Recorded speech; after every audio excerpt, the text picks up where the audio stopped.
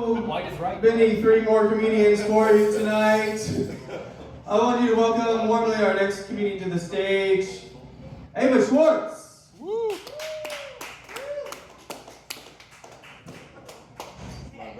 Toasted. I feel weird. I hear all these stories about like black culture, and the thing that's weird is my mom's black, which means people usually see me and go, "Shit, are you adopted?" Like, yes, she is, with a big afro and all that. And my dad's white, obviously.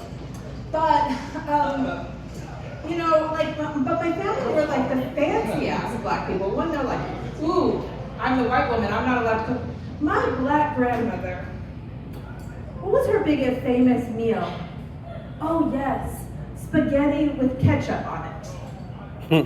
But that was the fancy. You know, they're like, the black women know how to cook. I'm like, Grandma, by the time I was born, she was blind, so she had an excuse. But according to everyone else, long before she could.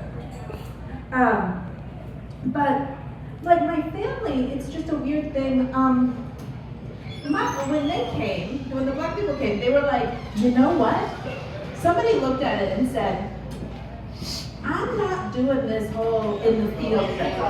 They said, what do I have to do to get myself into the house, into the big house? And that's where they kind of look like me.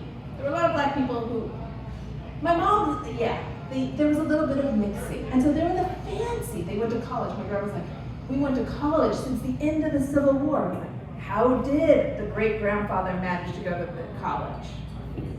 His dad helped him out, just like, you know, Trump and Elon Musk. But yeah, it was a white dad, so that's how it happened. That was the secret. You know, and then I kind of go, in my family, I had half my family went to college.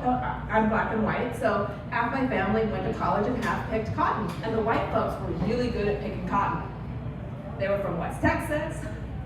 And yes, I tried this. It doesn't work. I'm too light to make this work. And and I'm just laughing because that was it, you know. And it's interesting being mixed because in school, like people go, oh, you look Filipina. And all my friends in school were the Asians. And they were fun because Asian people are like first generation Asian Vietnamese immigrants are fun because they are unapologetically racist. So they were good with me coming over. It was like, oh, she'll help our daughter learn English. We're good with her. But when my black mom and an Afro came to pick me up, they're like, ah! And then I became half-breed from then on. That was my name. And it was like, you know, they're still my very good friends to this day. But, you know, and it's what it is. But, okay. I'll switch to my kids if I have time. Okay. One, can we bring more bullying back to schools? No, I'm serious. I need some bullying. My kid has turned fucking 9 and he stinks. And I can smell him from here. But he's like, Mommy, I already showered this week. I'm like, it's hot. Just take a damn shower. And I am shocked. Because when I was little, if you farted, you had to change schools. Like nobody would ever stop calling you farty girl. But now he has friends, he stinks, but he has friends and they sit right next to him. I want to plug my nose. I'm like, what is this? So I need some good old-fashioned bullying to fix this problem. Also, my children. Do you know that when you get a second one, they say that they'll entertain each other? Do you know how they entertain each other? Anyone? They kill each other. And not quietly.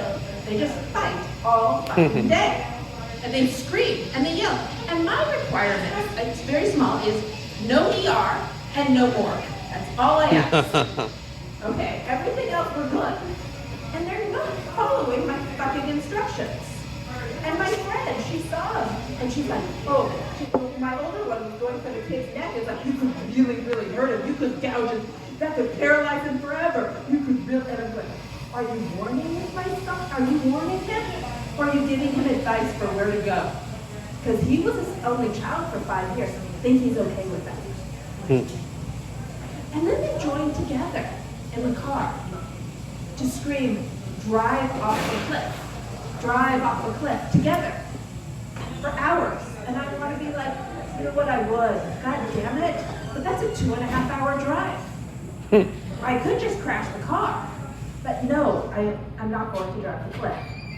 So I did, all I thought to myself is, there was a woman who drove off a cliff with her children. She drugged them and drove off. And I go, I could never do that to my boys while they were sleeping. And also, what was the dosage? Thank you very much. Woo!